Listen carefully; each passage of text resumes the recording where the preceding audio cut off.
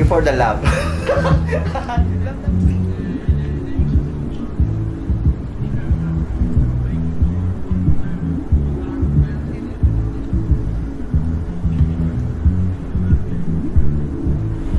Yan, at ngayon, thank you sa pailaw ng taon. Punta kami sa aking high school teacher dito sa Nueva Ecija. Let's go! Ayan, salamat sa aking driver, aking bayaw. Hi! Madilim, hindi kita. Hindi kita, madilim, sorry. Pagkatapos ko mag-celebrate ng birthday sa resort ng aking pinsan, kinabukasan naisip kong dalawin ang aking teacher nung high school. 2 barangay lang ang layo ng bahay nila sa amin. At ngayon, nandito na kami. Ay, manlilimas po kami.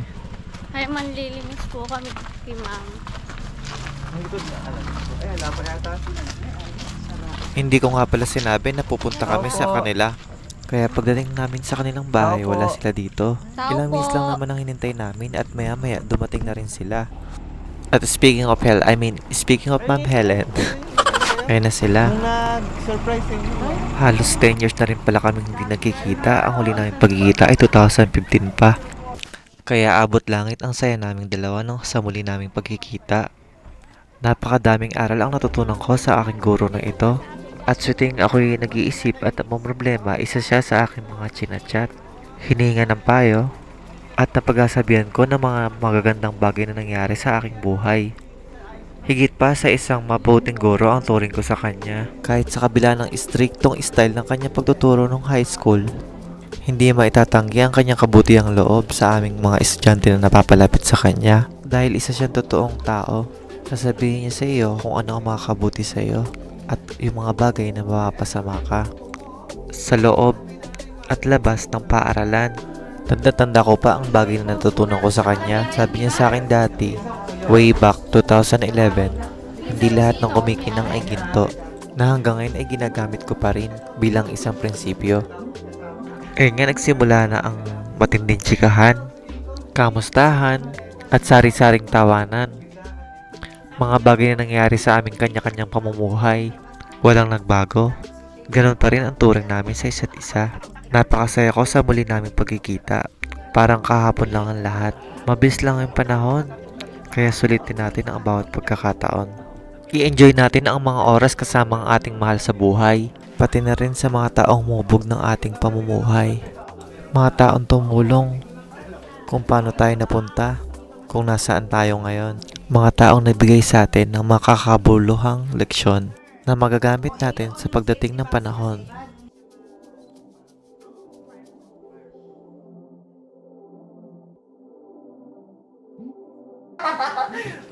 One of my mother in high school at Lambaki National High School.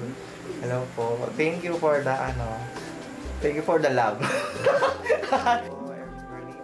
Thank you sa sa pakape. Salamat. Bye. See you next vlog.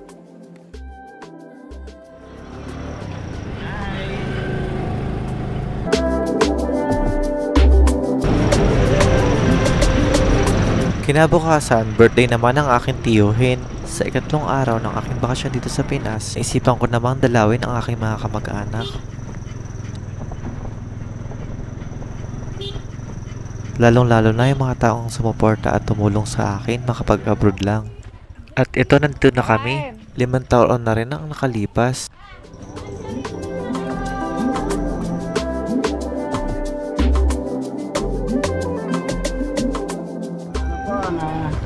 Happy birthday! Magarin na. Yun na, kain. Ayaw mo ba? Hi! Buti pa rin ako, hindi tumatanda. Si Ate Tita. Hi! Ayan, busy-busy nga sila sa kanilang pagluluto dahil birthday ng aking tiyuhin. Nakakamiss yung mga ganitong panahon, yung kapag may kaarawan o kahit anong okasyon.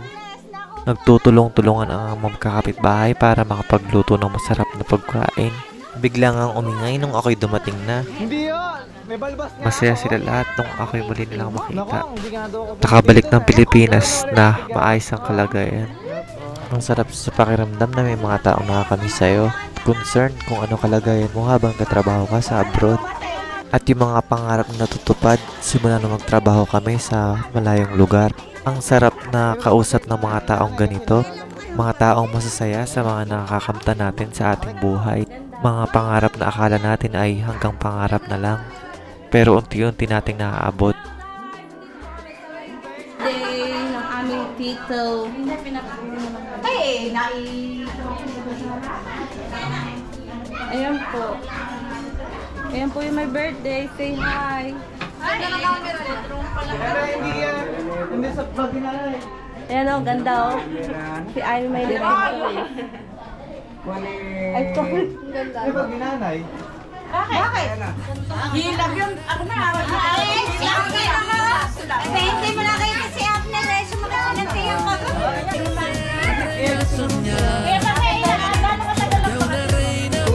Pero baka maintindihan ko.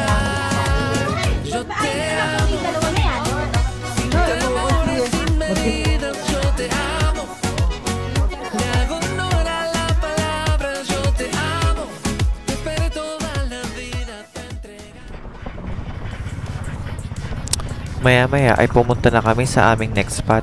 Dadaanan ko pa sana yung dalawa ko pang teacher nung high school. Kaso nung oras na dumaan kami dito sa eskwelahan, may klase pa sila. Siguro sa susunod na pagbisita ko na lang, sisiguraduhin ko na makikita kaming muli. Dalawang advisory class ko nga pala ang aking tinutukoy. Ang ginawa ko na lang i-chinat ko sa kanila at nangi ako ng paunmanhin. Sabi naman nila sa akin okay lang daw. Sa susunod na lang daw na pag-uwi ko ng Pinas, nang sa ganun ay mas mahaba kaming makapag-usap. At ngayon naman, bibisita ako sa pangalawa kong nanay. Asawa siya ng driver sa bigasan na pinagtrabahuhan ko dati sa Laguna. 4 na barangay din ang layo nila sa aming tahanan. Siya ang tumayong ina sa amin habang nagkatrabaho kami sa bigasan. Napakasarap niya magluto. Opo. Hindi ko makakalimutan kapag nagkikwentuhan kami. Minsan inaabot kami ng madaling araw. Ayan, ito na siya, si Mami Lorna. Yes, ito nga maganda ako kahit di. Opo. Kamusta ko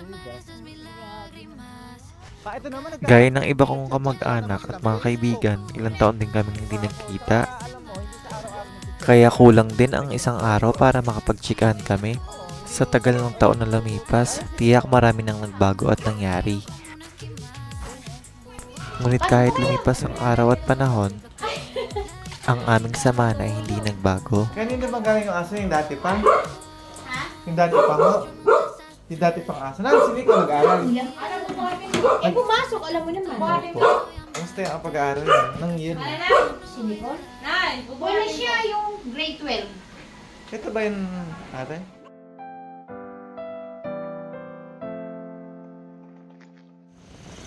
Pagkatapos kong dumaan kila Mams Lorna, dumiretso na kami sa Gapan City. Bibisitahin naman namin ang aking tiya, na kapatid ng aking tatay. Napakasarap pagmasdan ng aming paligid dito sa Nueva Ecija, bughaw na kalangitan at lunti ang kapaligiran.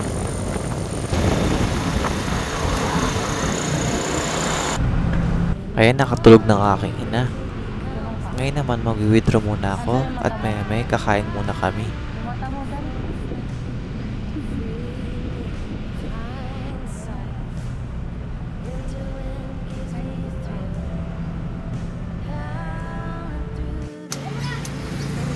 Ayan nga at inabutan na kami ng gutom sa daan. Tara, let's eat. Kanya rin.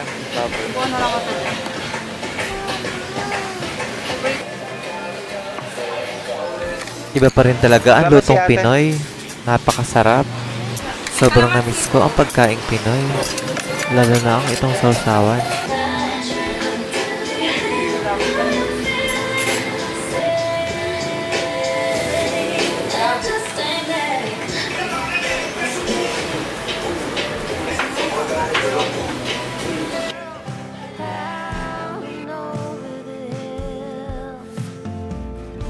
Dark days of winter, camellias in bloom. You've been gone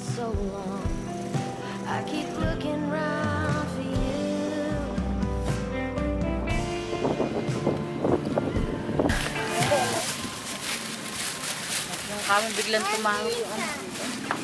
Tao po. Knock, knock. Pabili pong yelo. Yelo po. 10.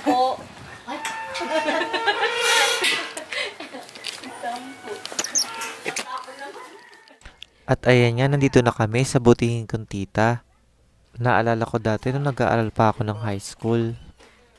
Kapag wala akong baon, siya ang nag-aabot sa akin tuwing Sabado. Tuwing Sabado kasi pumupunta siya sa bahay ng aming lola, Bulaga pa, hanggang sa bayan ng Haen.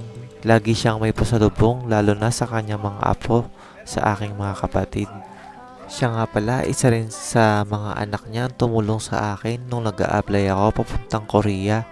Kaya hindi ko makakalimutan ang mga mabubuting ginawa niya para sa aming pamilya.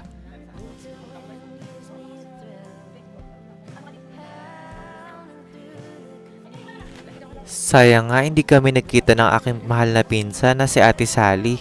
Isa siya sa mga nagpahiram sa akin nung naghahanap akong pera papuntang Korea.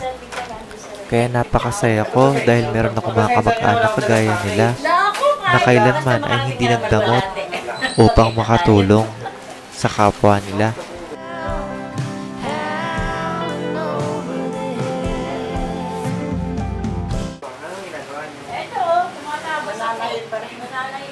Pagkatapos ng maghapong biyahe, umuwi na kami ng aming bahay. At dito naman makikita nyo ang aming paaralan ng elementary. Ang laki na ng pinagbago nito. Ang daming alaala ang bumalik sa aking isipan sa tuwing makikita ko ang video na ito. Mabuti na lang nag-record ang aking pamangkin. Shout out to my sister, maraming salamat sa pagdadrive maghapon. At salamat din sa aking pinsan na nagpahiram ng motor. Welcome mga bi sa aming neighborhood. Sobrang simple lang ng pamumuhay namin dito. Malayong malayo sa buhay sa syudad. Pero anumang oras makakalanghap ka ng sariwang hangin dahil ikay napapaligiran ng malawak at malinis na bukirin. Shout out to Tita Lisa. It's been a while. Naalala ko dati nung mga panahon nagbibingo kami sa bahay nila. Sobrang saya at sobrang simple lang ng pamumuhay noon. Walang masyadong problema, walang masyadong stress.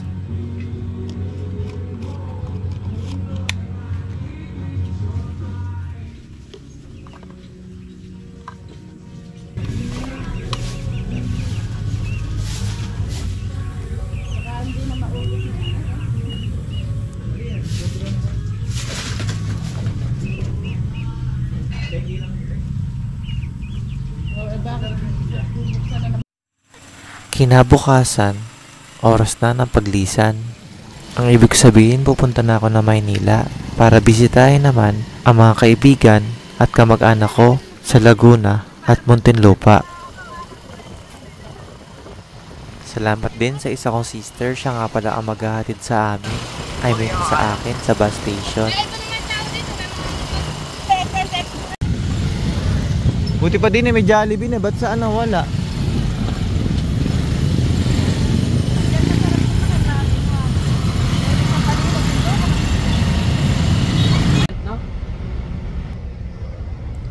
Pagkatapos halos 5 taon, ngayon lang ulit ako makakasakay ng bus dito sa Pilipinas.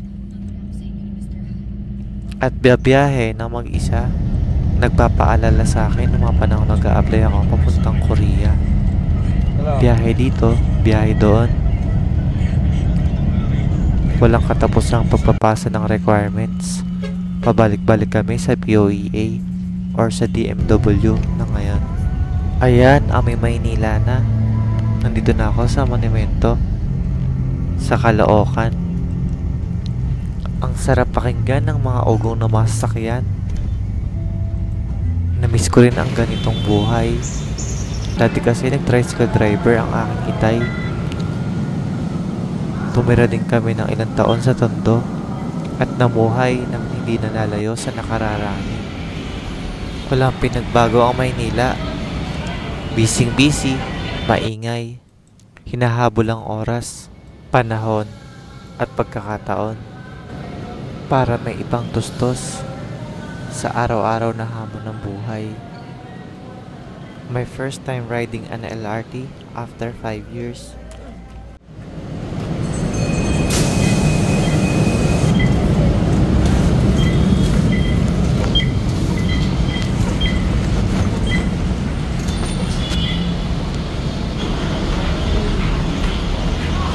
Obviously, dito ako bumaba sa Gilpuit Station para sumakay naman ng bus papuntang Muntinlupa. Nung makakita nga ako ng bus papuntang Batangas, naalala ko agad ang aking mga katrabaho ng taga Batangas doon sa Korea.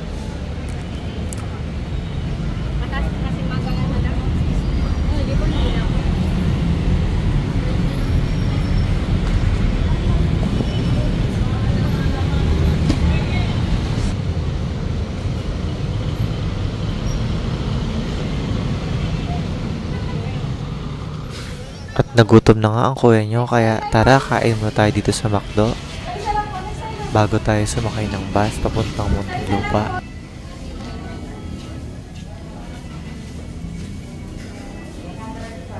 Feeling ko talaga ako si Nico Robin from One Piece sa buko na to. Kung ayaw nang pumayag, ako na lang si Boa Hancock. 1, 2, 2. Ano ba kayo sa water? Sa tubig. Ako din po ma'am, sabay na po. Ako rin po ma'am, isa. Please. Kain tayo mga B. Ayan, makakain ulit ako ng twister fries at burger steak ng McDo.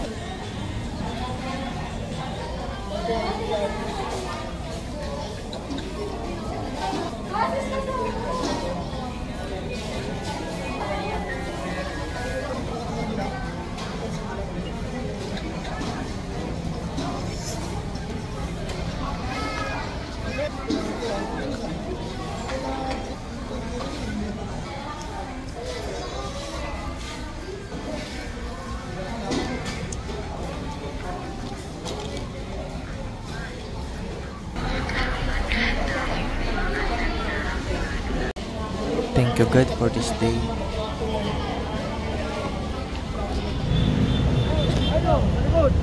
Halikod po. Thank you.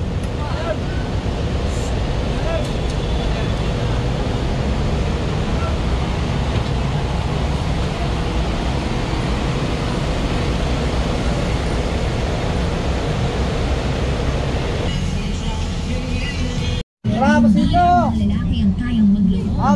Bilyan! Dumami pa ang minsan, pero hindi lahat. Iwan mo na lang yang si Ira dahil hindi siya karapat.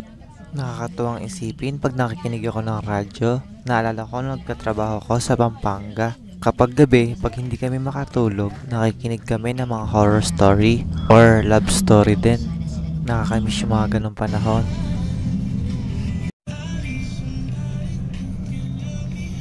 Ang sarap sa tenga ng stereo ng bus.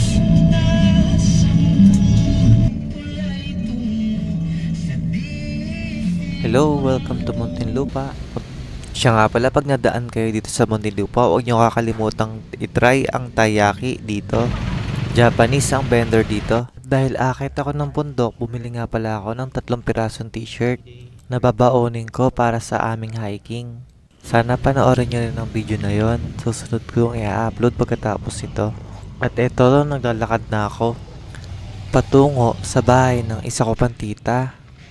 Kahit nakakapagod sa biyahe, sobrang excited ako na makita siya. Isa siya sa mga pinagkakautangan ko ng loob kung bakit nasa Korea ako ngayon. Kaya habang buhay ako magpapasalamat sa kanya. Dahil kung hindi siguro ko nagtrabaho sa kanya dati, baka ngayon wala ako dito sa Korea. At eto na nga ako, sumalubong sa akin ang mga cute ng aso. Finally, nandito na ako sa loob ng bahay nila. Habang nagbo-voiceover ako sa video na to, lubos na kaligayahan ang aking nararamdaman. Dahil nang tumira ako sa kanila dati, sobrang dami namin pagkakahalin tulad. Katulad ng paghilig namin sa halaman, arts, movie na pinapanood, pagkain, at kung ano-ano pa. Alam niyo ba, ang dami ko natutunan ng trabaho ko dito kahit sa saglit na panahon. At higit sa lahat, hinayaan ako ni tita na mag-aral ng Korean habang nagtatrabaho sa kanya. Nang dahil doon, nakapasa ako sa exam. At ngayon, nandito na ako. Isa si tita sa mga hinahangaan kong tao sa buhay ko. Sobrang dami ko talaga natutunan sa kanya, mahirap na isa-isahin. Mababaunin ko naman kahit saan ako magtrabaho o kahit saan ako maparoon. At ito nga pala ang aking mga cute at poging pinsan. Napakatali din gaya ng kanilang mga parents. Naalala ko kapag may free time kami, tinuruan ako ni Zach na mag-skate. Isa yun sa mga teenage dream ko. Although hindi ko siya masyadong na-pursue, pero at least na-try ko siya. At isa pa yung pagdodrawing ng mga bahay o drafting. Tinuruan din ako nita kung saan ako mag-isimula o ang basic.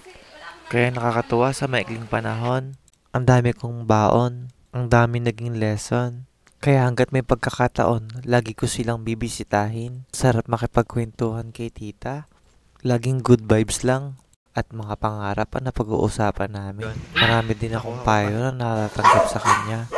Payo na makakatulong sa aking mga plano para sa kinabukasan ko. At ngayon, pupunta naman ako ng Calamba. May pinapaabigay kasi ang aking katrabaho sa Korea para sa kanyang girlfriend dito sa Calamba. At dahil bala ko rin pumunta ng Binyan, isinabay ko na ito. Nakakatuwa ang mga aso ni tita, ang babait nila sa akin kahit ngayon pa lang kami nagkita. Wala talaga akong hilig makipag-banding sa mga aso, lalo na kapag hindi ko naman ka-close. Pero ang bilis kong na-develop sa mga asong ito. Siguro dahil mabubuting tao ang kanilang mga amo. Kaya sobrang gaan din ang loob ko sa mga asong ito. Eto na nga, sumakay na ako ng bus papuntang Alabang. Doon kasi ang sakay ng mga jeep or ng mga modern jeep papuntang Calamba at iba pang lugar. Alam niyo ba, throwback time? 5 years ago, dito rin ako dati sumakay papuntang Angelicum College para mag-exam. Isang exam na magpapabago ng aking buhay. At yun na nga ang exam ng Korean language. Kumbaga, ang lugar na ito o ang terminal na ito ay isa sa mga tulay ng aking pangarap. Nga pala, ang pangalan nito dati ay Star Mall.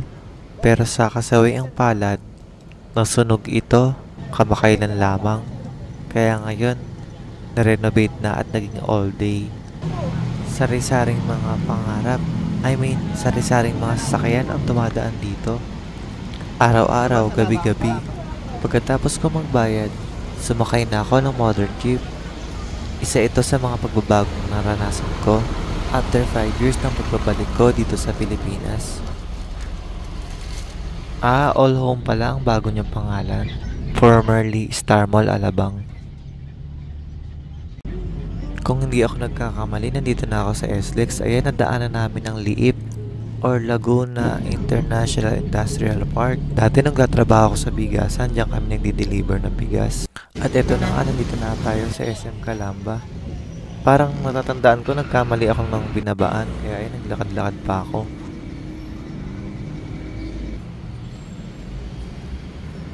After few minutes, ayan, nandito na si Angeli, ang girlfriend ng aking katrabaho sa Korea. Bali na ibigay ko na rin sa kanya ang pinapadala ng kanyang boyfriend. Bago nga kami magkahiwalay, ay nilibre niya ako sa Jollibee.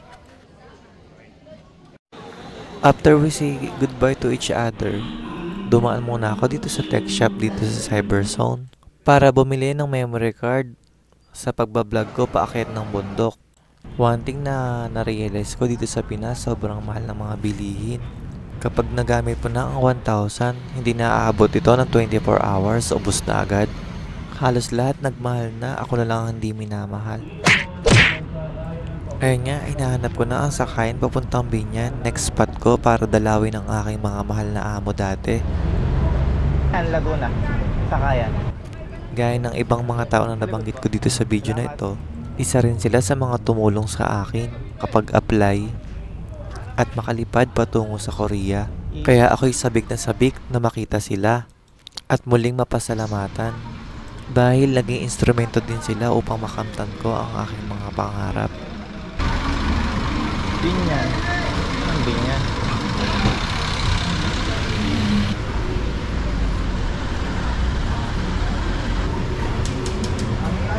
Madam, saan may sakay ng binyan? Yan po yan. Wala. Yan ako sa may San Pedro. Pakita. Sige, salamat.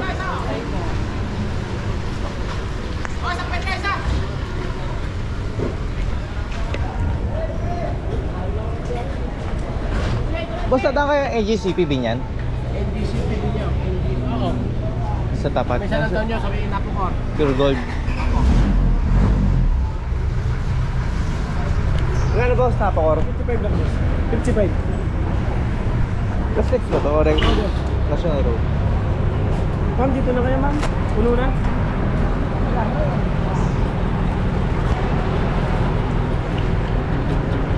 Keeping two doors open and it's keeping me awake. One will have to close and I hate how I know her name. Oh, can't you see me die inside?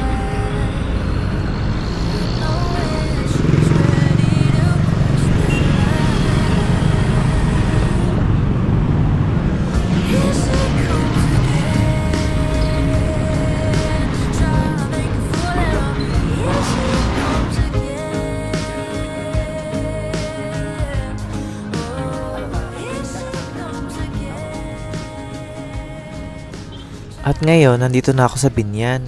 Dito ko dati nagkatrabaho sa bigasan. Ito yung mga katabi naming pwesto.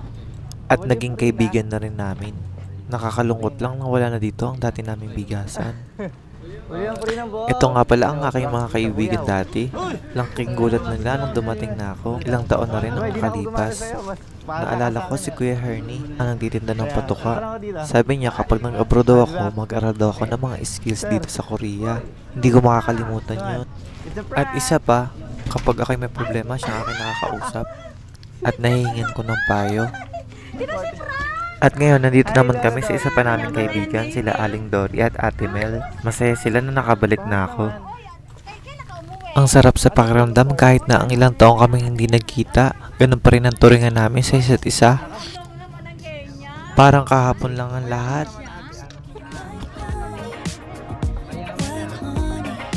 Yeah, 'cause I'm just here for some fun. But there's someone feeling that something. There's something. If you're looking for a good time, good time. Siyempre, walang katapusang kamustahan. Masaya sila sa aking narating. At laking gulat nila, ang laki daw ng pinagbago ng itsura ko. Nakakamiss yung mga panahong magkakapit-bahay pa kami sa trabaho. Mamaya baka hindi na ako makadaan. Kailan ka dumating? Nung linggo. Magda ka lang bakasyon ka na ba? Isa pa lang po, una ko lang po to. Simula po nung umalis ako sa bigas. Hi ate! Padaan ka yung mga nakakaliwot ha? Opo, sukoy namin yun. Nakailan taong ka na doon? 4 years po and 8 months. Pabalik pa siya. Straight. Opo, tapos ngayon Hanggat ano,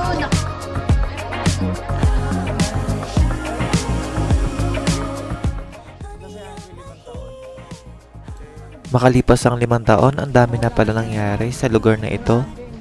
May mga umalis, may mga dumating. Hanggang ngayon ay sariwa pa rin ang mga alaalang naranasan ko dito sa Binyan. Lalong-lalo na dito sa bigasan. Halos 5 taon din ako nagtrabaho dito. Hanggang sa magpasya ako na umalis na ng Pilipinas. Pero hindi ko maitatanggi ang mga bagay na natutunan ko habang katrabaho ako dito. Kaya masaya ako at may pagkakataon para dalawin silang lahat dito. At maya-maya lang, ang dati kong amo naman ang aking dadalawin. Di ba bawal po eh. Dahil ano ka pala. Opo. Ano po si Ate Nida? Umuwi na. Ha? Sige po, sabihin niyo na lang po, dumaan po ako. Magsusumba yata. Nagpunta kayo kay Lano? Pwede po? Oo. Hindi pa po. Dumaan po muna ako dito bago kayo pupunta po lang kiwa. Sa Langgiwa. Opo, opo. Alos ka na. Sige, iingat po Mas ako. malaki pa sa'yo si ano? Sino? Oo nga po. Nagkita kayo ni Wena? Hindi ba po? Baka po sa susunod na linggo, pagbalik ko. Akit po akong bundok eh. Hindi na kaya anak yung 3 o 2? Pero ano eh? Hanggang sa muling pagkikita. Lang. Sa ano? Uwi pa naman ako eh. Sige na, babigyan ko dyan. Sa loob ng halos 5 taon na pagtatrabaho ko dito, libo-libong alaala ang daladala ko. Kaya napakasaya ko na makaapak muli Lakiwa, boss. sa lupa na puno ng karanasan at kaalaman. At lalong-lalo na ang aming mga pagkakaibigan. Hanggang sa muli, Binyan Metropolitan Plaza. Salamat sa bigay mong lungkot at saya.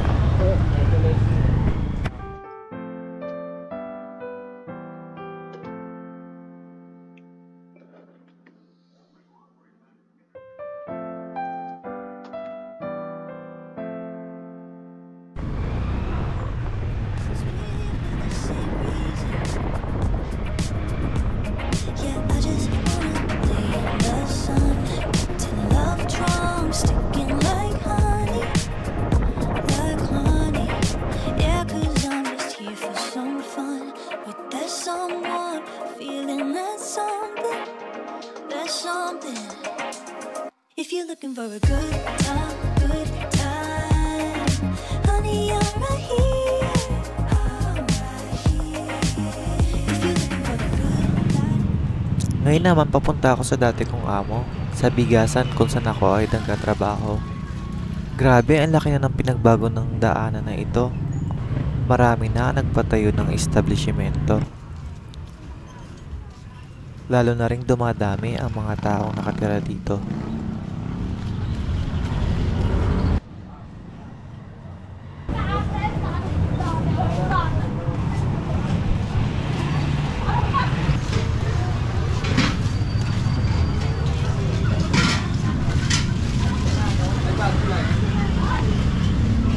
Hi!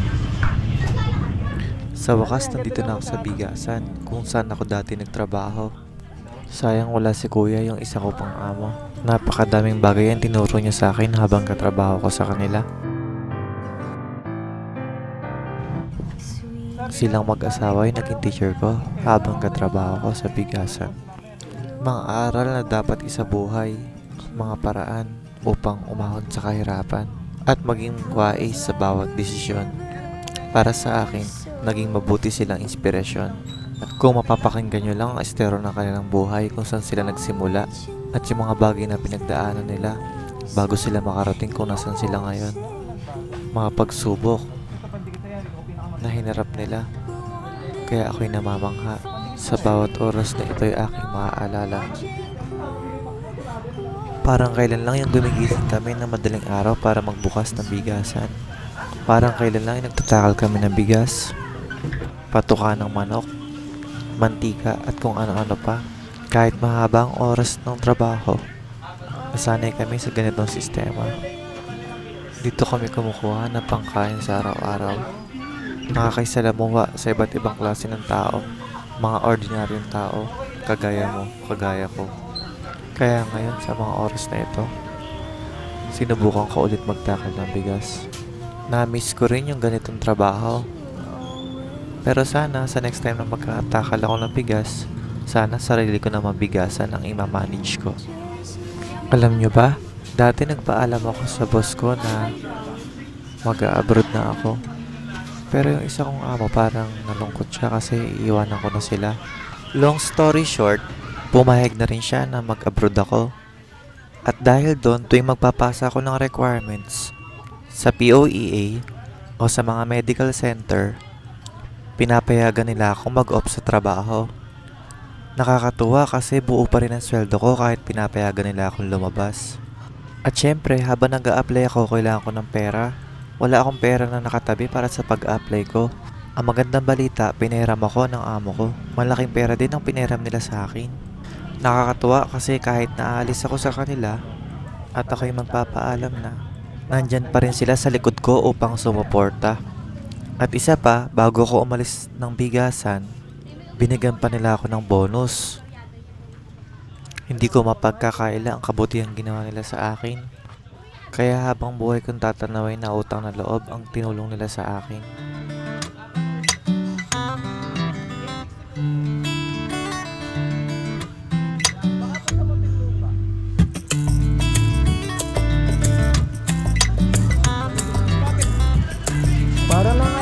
FP eh. Ay, hindi ko bibigyan naman ng ano. Ito lang, yung maganda kasi parang nga sabihin ko yung mga balik alaala. Yung mga...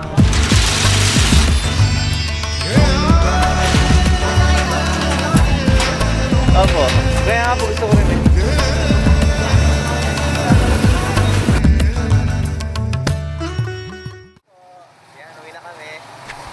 At dahil pauwi na kami, bigla akong na-miss yung mga dati kong katrabaho, mga kaibigan namin. Nasaan na kaya sila ngayon? Ano kaya ang ginagawa nila ngayon? Sa loob ng home gate ko mulang 5 taon, ang dami ko nang nakasalamuha, nakasama sa bahay. Iba't ibang ugali, iba't ibang pagkatao. Naalala ko lahat. Mga alaalang kay sarap balikan. Tulad ng kainan at inuman, biruan at tawanan, mga outing kung saan saan, kung minsan pa nga ay may iyakan. Pero sa huli, tayo ay magkakaibigan.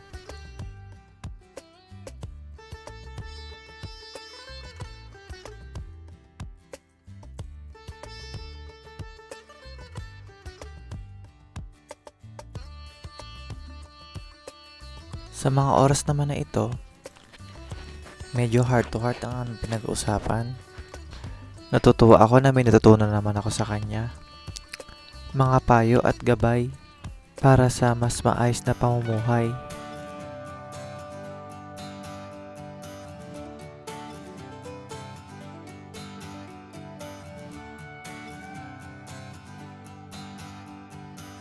We worked our week, we need a day, 24-hour getaway.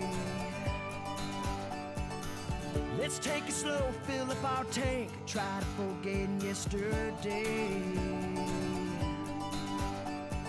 The weather's hot, the beer's ice cold, tie that tube up to that boat.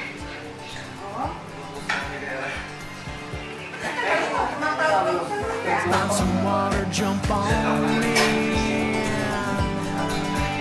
Then let's go, go, go and play. Soak that sun up on that lake.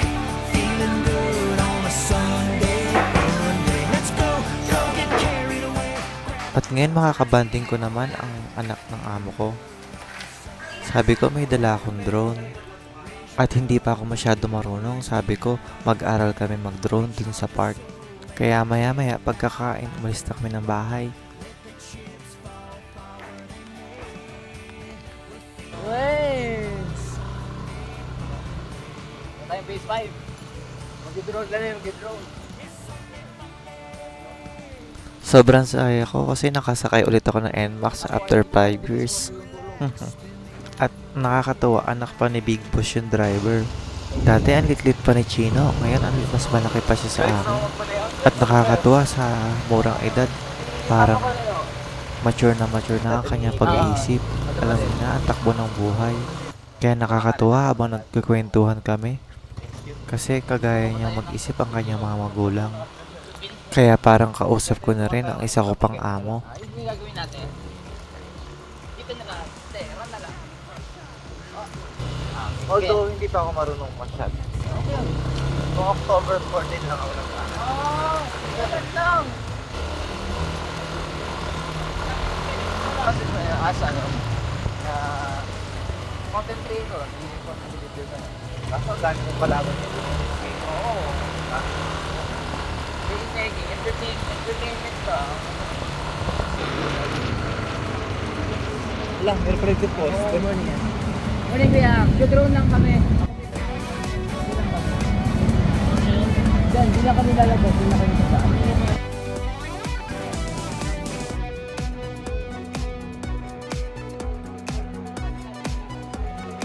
Gamot. Lam? Unilab. Ah, Walang lagay ng mga gamot at ano. sana walang wire dito. Walang wire. Baka masabit. Wala. Ang layo. So bawal doon. Hindi, pwede naman.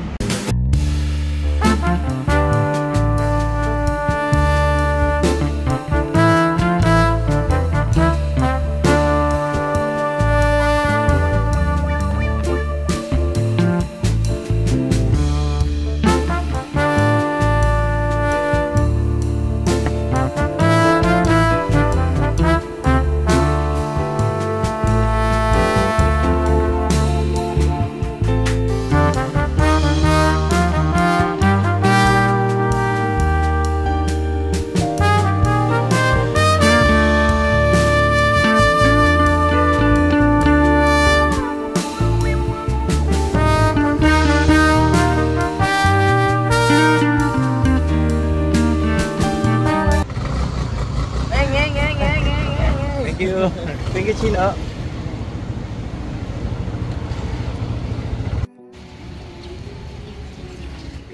Kinabukasan, oras na para bumalik sa Muntinlupa. Napakasaya ko dahil nakasama ko ulit ang mga taong tumulong sa akin dati. Mga taong nagbibigay inspirasyon at mga taong humubog sa aking pagkatao.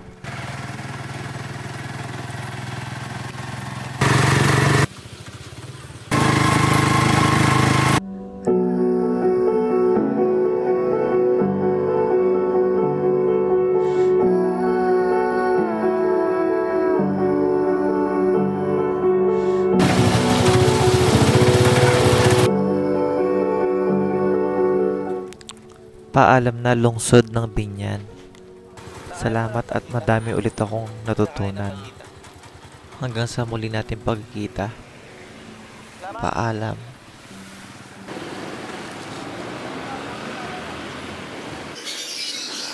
At ngayon, nandito na ako muli sa Muntinlupa sa bahay ng aking tita.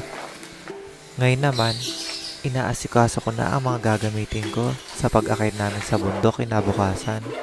Mga damit, hygiene kit, mga gear sa camera o vlogging. Mamimiss ko rin ang mga poor babies ni tita na napakabait sa akin. Kahit ngayon lang kami nagkita. Bye.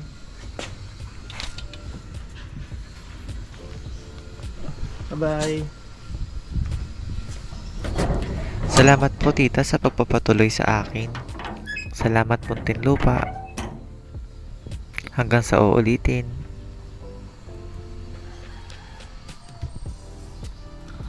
Ayan, magic no. Nandito na ako ngayon sa MOA, ang meeting place naming mga joiners. Sa susunod na vlog, papakita ko naman ang aming trip sa Sagada at Busgalan sa Mountain Province. Maraming salamat. Kung nandito ka pa, natutuwa ako na tinapos mo ang aking video. Salamat sa pagtuloy na pagtangkilik at panonood ng aking mga content. Maligayang araw. Paalam.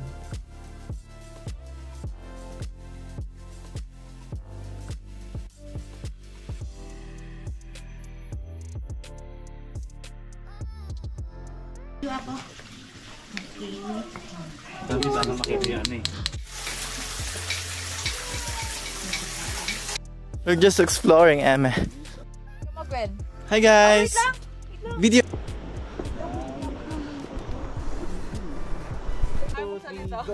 Gang, gang, baliw, gang! One, two, three, go!